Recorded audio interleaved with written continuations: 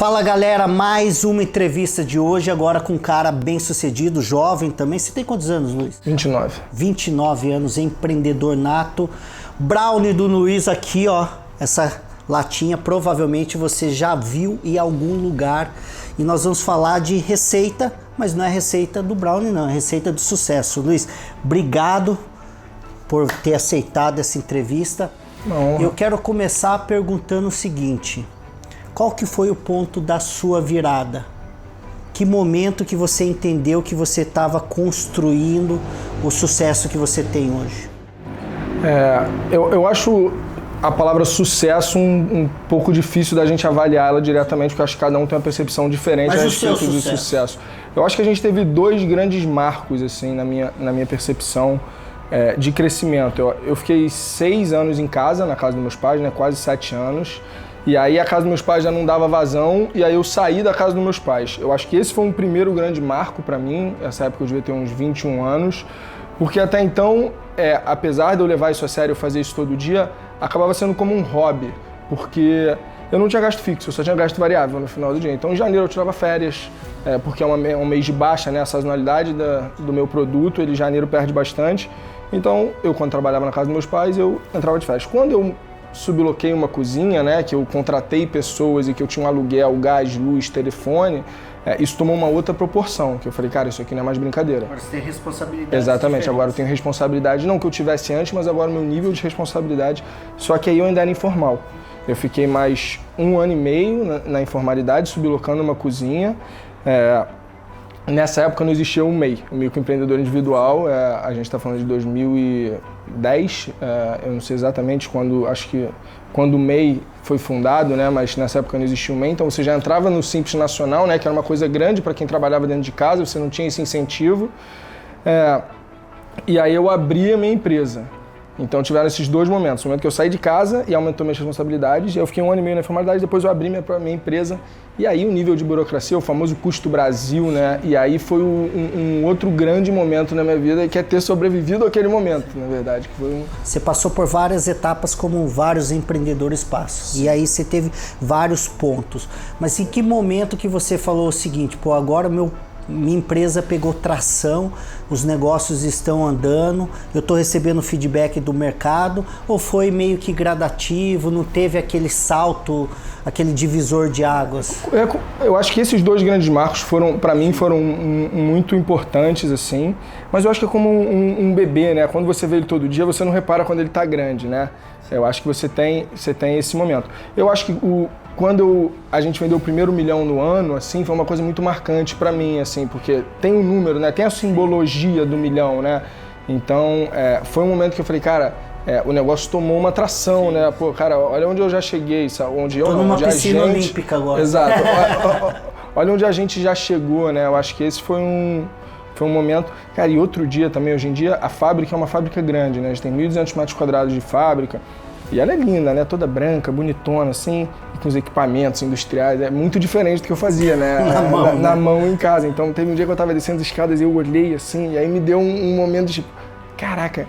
E aí passou um filme na minha cabeça, assim. Foi um momento bem marcante pra mim. Isso não tem 1 ano e meio, na verdade. Que eu acho que foi outro momento que eu falei, caraca, olha tudo que passou, né? Olha onde a gente tá nesse momento, né? Isso é bacana. Luiz, as pessoas, que é tema inclusive do meu segundo livro, Desvendando a Caixa Preta do Sucesso, fala o resultado que você tem hoje, a figura que você é hoje, uma figura de sucesso, representativa dentro do seu mercado, do seu nicho, mas você passou por algumas dificuldades, renúncias, você abriu mão de alguma coisa. Qual foi as principais dores que você teve nessa caminhada? Porque assim, todo mundo vê o pós, vê o realizado, total, né? Aí eu quero ser que nem o Luiz, quero abrir uma fábrica e faturar milhões. A gente sabe que você já está faturando, já passou aí do seu primeiro 1 milhão, como você citou, mas não quer caminhar a caminhada que você caminhou. Sim.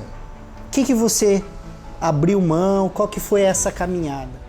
Cara, eu acho que de história triste o ano não vai ter mais nem pergunta, que eu posso ficar horas falando. Cara, eu acho que o próprio momento do custo Brasil, né? O primeiro momento onde eu fui legalizar todas as todos os órgãos regulamentadores, né, que o Brasil exige, seja Anvisa, Prefeitura, e aí você começar a trabalhar com órgãos metade público, metade privado, né, SEG, Light, SEDAI, que são monopólios de alguma maneira que você não tem opção de você... E quando você abre isso empresarialmente, e aí você entra em outros órgãos, né? Você ainda tem uns de exaustão de gás, você ainda tem umas coisas específicas do ramo.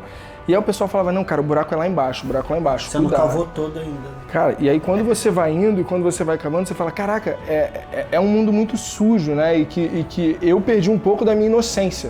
De que quando eu comecei a empreender, eu acreditava que era uma coisa que na verdade não é o que acontece. Ou não tinha preparado o suficiente para mas eu acho que a pancada. No Brasil tem uma afirmação que eu falo bastante, assim, que é, na prática a teoria é outra. A gente estuda.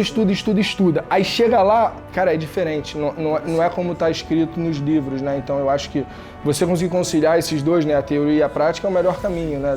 Sim. Mas qual que foi seu momento que você percebeu que ali você tinha que superar a dor, você tinha que falar, porra, eu tô jogando... Eu parei no hospital 2 vezes nos últimos 2 anos. Então eu tive meningite por conta de imunidade baixa, um dos piores momentos da história da empresa. Excesso de trabalho, dormir pouco. Excesso de trabalho, dormir pouco e muito estresse, na verdade. Acho que não era nem excesso de trabalho nem dormir pouco. Acho que isso potencializou, mas eu acho que o grande motivo dessas 2 doenças que eu tive especificamente foram nos momentos onde tinham sócios saindo da empresa, então você tirar sócio da empresa nunca é uma coisa muito simples, né? Isso demanda energeticamente bastante. Eu descobri que tinham funcionários roubando em lugares diferentes da empresa, né? Então a gente acabou crescendo. Hoje temos 60 funcionários em 5 ambientes de trabalho diferentes. Então o nosso objetivo era sempre crescer com qualidade, cuidar das pessoas e não controlar tanto quanto uma empresa tradicional. Acabamos deixando brechas onde as pessoas roubaram e tudo culminou no mesmo momento, do qual eu tava perdendo o controle e aí o corpo fala, né? Em algum momento o cara fala, calma lá. E foi um grande baque na minha vida, assim, porque foi um momento onde a gente estava perdendo dinheiro também, estava passando pela crise, né, do país. E se todos os setores foram afetados, o bolinho de chocolate também vai ser afetado de alguma maneira. Isso 2 anos atrás? Né? Isso 2 anos atrás. Tá. 2 anos e atrás. O que passava na sua cabeça nesse momento? Cara, eu estava no meio do Natal, na verdade, chegando no Natal, que é a Pensou em desistir? Sim, pô, claro. Onde você encontrou força? Cara, nos meus sócios, na verdade. Quando eu voltei, só contar a história cronológica que eu acho que vai fazer mais sentido. Eu parei de trabalhar no pré-natal, como se fosse essa época do ano agora, que é a época que a gente mais trabalha, assim, que fica corrido. A gente dobra nossas vendas no mês de dezembro, em relação à média do ano, né? E aí, ninguém tira férias em dezembro, todo mundo focado e tananã. Aí foi o momento que tudo isso aconteceu e eu fui parar no hospital e passei 15 dias no hospital e eu não pude sair do hospital não pude voltar para o trabalho por orientações médicas pelos próximos 2 meses. Então era um momento onde a gente estava perdendo dinheiro, tinha gente saindo, o clima na empresa foi um dos piores que já aconteceram em toda a nossa história, nossos 15 anos de história. Então... E aí eu caí de teto, né? E aí eu fiquei no hospital sem poder pensar em trabalho, porque era isso que me levou para aquele lugar, né? E aí você fica elucumbrando 1 milhão de coisas, né? E aí você fala, cara, o que eu tô fazendo? Por que eu tô aqui? Eu tô me esforçando pra caramba pra um monte... óbvio que pra mim também, mas pra muitas pessoas, cara. Eu sou uma pessoa que me dedico muito com o meu trabalho, então... e eu acho que isso... E você chegar num lugar onde você quer desistir de fato e você olha e fala, cara, será que faz sentido isso tudo? Então eu me questionei bastante nesse período, assim, bastante mesmo. Assim, foi o momento que eu fiquei mais tempo sem trabalhar no Brownie, de quantitativo mesmo, assim, né? E aí quando eu voltei, cara, eu voltei sem solução. Eu normalmente sou um cara que o pessoal traz um problema, eu já trago uma solução. Fala, pelo menos na minha empresa, pô, vamos tentar dessa forma, vocês não conseguem tentar dessa outra forma.